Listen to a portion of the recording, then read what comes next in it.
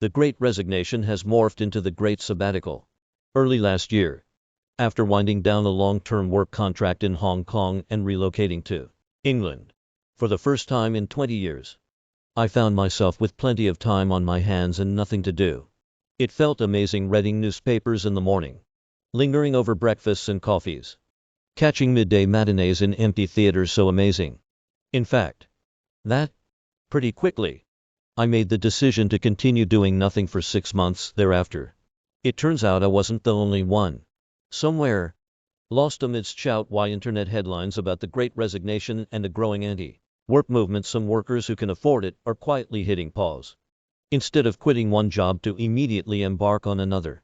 A growing number of American workers are choosing to take time off to do nothing at all, at least for a little while, according to DJ DiDonna, a co-founder of the Sabbatical Project.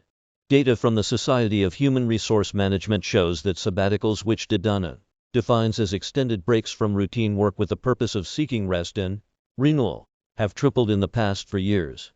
In large part because of COVID-19. The pandemic is forcing people to make a change and to think about life and about themselves, in a way they probably wouldn't have ever done normally, about how precious and shortly they and our time is. DiDonna says, in the more than 50 interviews DiDonna conducted in preliminary research for a book he is writing on the topic, he found that people were increasingly unwilling to put off their bucket list dreams. You hear that story a lot among participants, that their father always wanted to travel around the country in an RV, and then, after they retired, they had a stroke. And they're like, I don't want that to happen to me. For Roshan Paul, co-founder of the Omni Institute, a non-profit dedicated to professional development in the Global South, stepping away after 10 years of intense entrepreneurship was inspired by this idea of borrowing time against retirement. 3 years before I took time off, I watched a TED Talk by a designer in New York who said he takes a year-long sabbatical every 7 to 10 years. Paul says, the idea stuck with him. The thought it gave me was, why do we wait until we're retired to do all the fun things, when we're less physically able? Why not borrow some of those retirement years and take them earlier? So I thought I'd borrow a year and make it up on the back end. Last year, even amid the pandemic, Paul and his wife embarked on sabbatical and a meandering international relocation, beginning in India and ending in the United States, that took them through Hawaii, Alaska, the American South, and on trips to Uganda, Tanzania, and throughout the Caribbean. While on the road, he dedicated 2 days each week to writing a book, The New Reason to Work: How to Build a Career That Will Change the World, a reflection on lessons learned from his years spent building a social impact organization. Now, settling into life in the Washington, D.C. area, Paul has dipped a toe back into the workplace, consulting for various foundations and nonprofits. After a year off, with a renewed perspective, he says he's ready for a new learning experience and has no desire to jump straight back into the C-suite. I think one thing I want to do is to maybe not be the CEO for a few years. Paul says, I loved it, but I feel like now I'm in my early 40s. I have another learning curve I want to go through. I want to find an organization led by someone I admire and work with that organization. I'm not concerned with going from being CEO to being one of the team. I'm actually looking forward to that and the learning it will bring.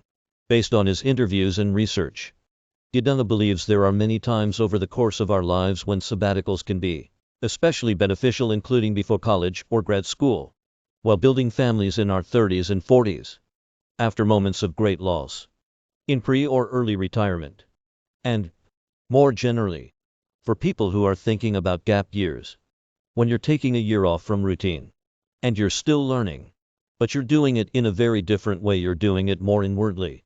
He says, 5 years ago, Christy Andrus quit her high-profile job as a director of network distribution at HBO, where she had spent 13 years and led a billion-dollar account. Still nursing, with 3 small children at home, traveling weekly, and on conference calls around the clock, she had been experiencing a temporal dissonance she could no longer reconcile. For me, I think it was a realization that I didn't love the work anymore, and I felt there was such an imbalance between the pace of life that was happening at home, which was pregnant to newborn to walking and talking, all this profound stuff, she says, and I was still working on the same projects, working with the same clients. For 2 years, Andress and her family hit the road and lived off their savings while she began charting a course for the future. I started thinking daily, what is best for my family? What can I do to get a little closer to where I'm trying to go? She says, it was little, tiny things that felt insignificant in the moment, and when I look back now, I can see that I was paving a path.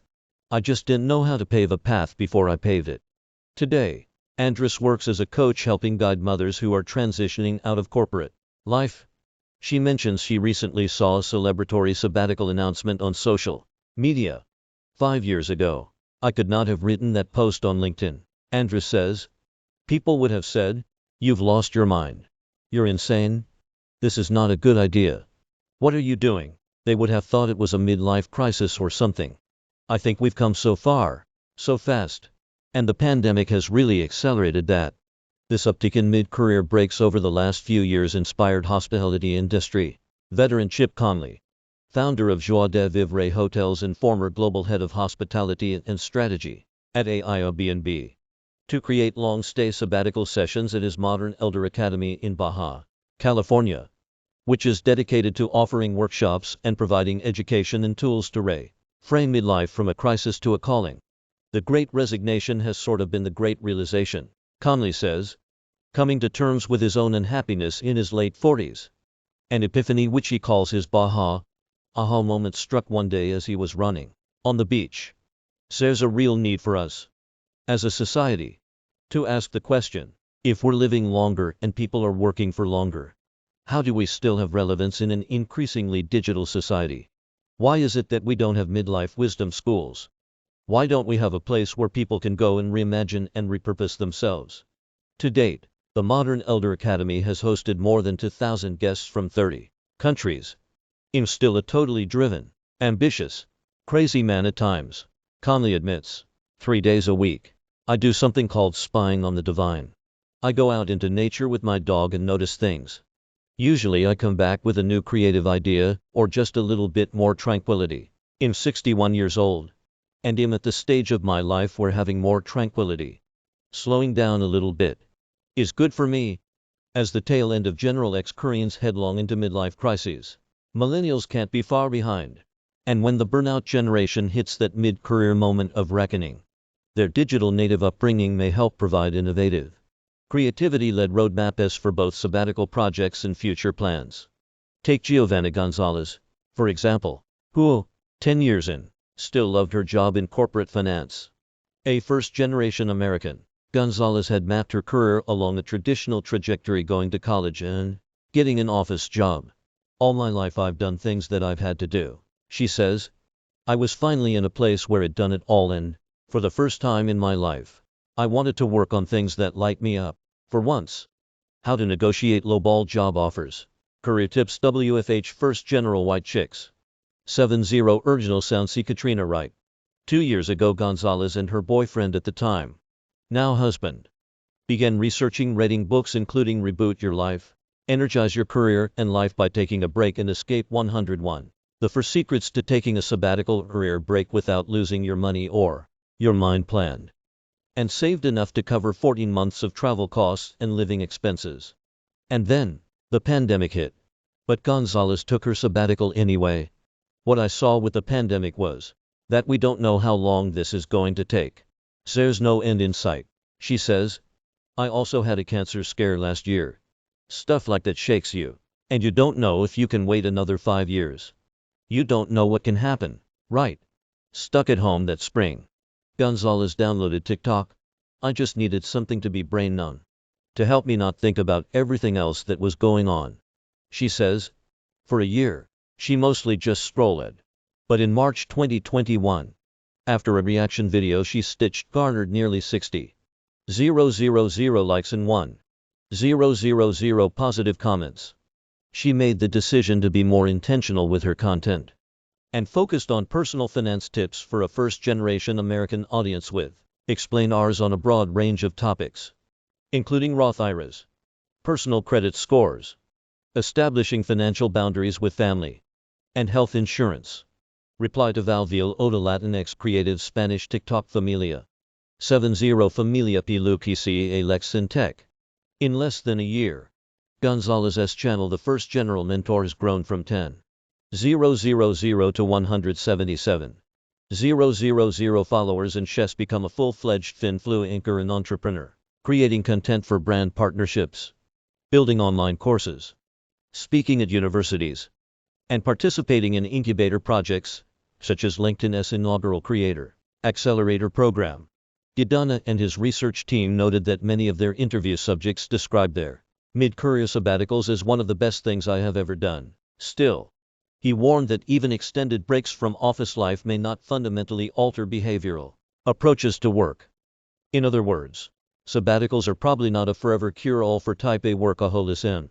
DiDonna's own sabbatical 5 years ago, for example, incorporated 6 weeks of walking spread across 2 international pilgrimages through Spain and Japan's island of Shikoku. I had gone to the hospital because my feet were so messed up, he says. I was doing the pilgrimage super quickly, and I asked myself, why am I doing it like this? I don't have anything to do next. What's the deal? I swore to myself that I would walk fewer miles per day, but of course I didn't.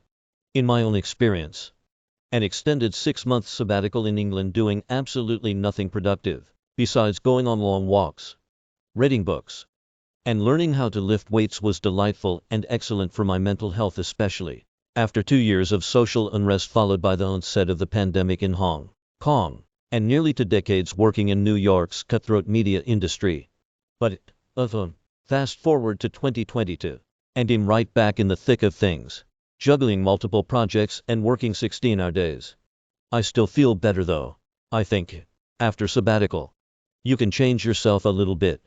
But it's really about understanding better who you are so you can aim your tendencies towards other things. DiDonna says, after taking his intentional mid-career sabbatical, he says, I definitely feel more empowered and more in control of my choices. You realize that what you're doing is a choice, and that you can make a different choice